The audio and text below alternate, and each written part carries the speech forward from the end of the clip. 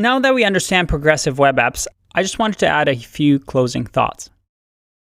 Progressive web apps have a great goal in mind. Make websites faster and better for the user.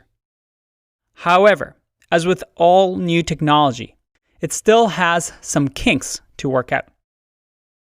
As you can imagine, it isn't really in the best interest of Apple, as we mentioned before.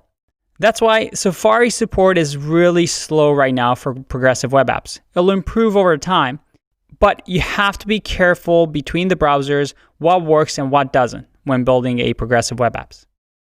Things such as push notifications can be achieved on some browsers and not others. And Push API and the Notification API that uses push notifications requires integration with the backend. That adds an extra layer of complexity. And does everybody love push notifications and getting bugged from an app?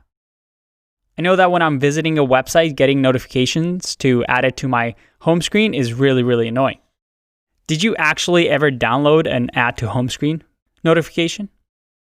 Companies like Twitter and Tinder use progressive web apps, and companies like Lyft are really trying to make their progressive web apps as similar as possible to their native apps, which is always a good sign.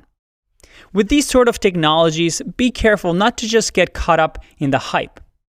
Every situation is different, and depending on your project goals, you may or may not benefit from progressive web apps. As always, decide if the effort is worth the benefit.